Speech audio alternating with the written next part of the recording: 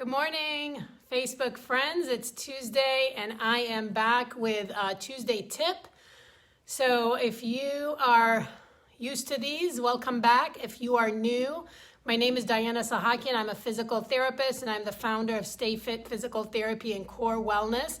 And we are so excited to have you watching with us. If you're watching on replay, hello. Anyhow, in any case, we're just so glad you're here, and if you have any questions on anything, give us questions so we can address them. And so every Tuesday I come on live and I do a Tuesday tip. And a couple weeks ago I came on and I talked about running form tips, and a lot of people reached out with some questions, and so I wanted to do a little bit more on running form. And so I have more tips for you runners or people who want to start running, and important things that you should know to stay safe while you're running, to get the best form and get the best experience so that you don't get injured, and that so you can run longer and safer and with the most efficient form. So if you're a runner or know a runner, share this post. Today we're going to review some basic running form tips. If you're watching, say hi. And if you have questions, put them in the comments. I'll try to answer them as they pop up on my screen. And so more running form tips. We want to start with the head and we're going to go down. Your head needs to be upright over your body, not hanging in front of you. And you need to focus on a point ahead of you and not your feet. So you don't want to be looking down at your feet because that's going to set the wrong tone for your entire body posture. You want to focus on a point that is in front of you and not down at your feet. Head up tall over your body, not hanging forward. Your shoulders, very common for us to see runners in the clinic with the shoulder pain right here that leads to headaches. And oftentimes it's a one-sided pain, and there's reasons for that, but for the generality of this post, I'm going to remind you to not put your shoulders up in your ears, but to keep them relaxed and keep them down out of your ears when you're running. So this is why it's so important to train your core and upper body, because the longer you want to run, the more you fatigue, the more you're going to want to do this, and the more tension that's going to build up, creating you some problems. So shoulders, keep them relaxed and don't put them up in your ears. Your arms. You want to swing your arms forward and backwards, not crossing midline. You don't want to waste energy crossing midline. Your elbows should be bent about 90 degrees and you should go forward and backwards, always focusing on propelling movement forward. And so again, head in neutral, shoulders out of the ears, elbows bent. The arm swing drives the speed of your running. So again, you want to use your arms to help propel you. Going into the hands, you want to not clench your hands. If you clench your hands, you're likely here. You want to imagine that you're holding a butterfly in your hands. So light and loose and relaxed in your hands as you keep these arms going forward and backwards with the shoulders relaxed. That's kind of your upper part. Let's go into the torso. You want to keep your torso upright. Typically people start upright, but the more they fatigue, the more they start to collapse. They don't have the strength in their core to stay upright. One of the things I learned many years ago is to keep the chest up tall. And so always you can put a hand here to test and push that chest into the hand while you're running, keeping the chest tall. So that torso staying upright is really important for best breathing. As you collapse, you're going to have a hard time with breath. It's going to slow you down. You're going to get side stitches. You're going to get back pain. You're going to fatigue and collapse quicker. And again, the only way to stay upright the longer you run is to work on your core strength. And this is why we tell runners you got to cross train and you got to core train. There's a lot of things you got to build up. So that's your torso.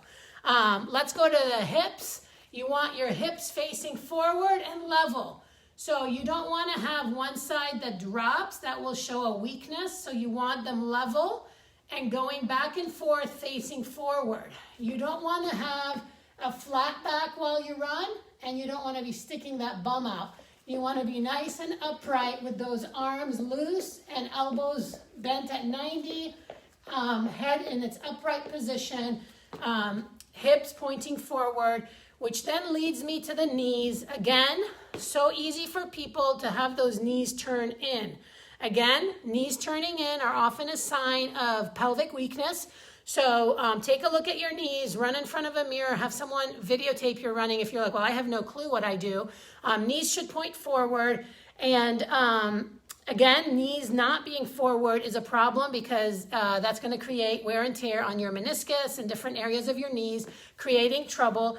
And always imagine there's like a highway lane between your legs and your feet are staying on each side of the lane. So again, so many times we run almost one foot in front of the other while we should keep our feet on each side of a highway lane. That's about feet. And last, I want to review cadence. Your cadence, no matter your height, no matter your speed, should be closer to 180 steps per minute. Right, left, counting for 1 minute, it should be 180. If your cadence is way lower, you're likely overstriding and creating a lot of injury risk because you're landing outside of your frame and base of support, creating forces that will put strain on your joints and create injury. So the best way to measure your cadence is time a minute and count your steps. You can count each step literally for 100 for the minute, or you can count one side, right leg, and multiply by 2 or break it down further. Later, we'll put a post today to remind you how to count your cadence, so be on the lookout. So if you're a regular runner, check your form. Maybe you're having pain somewhere. Make sure that you are adhering to these general form instructions.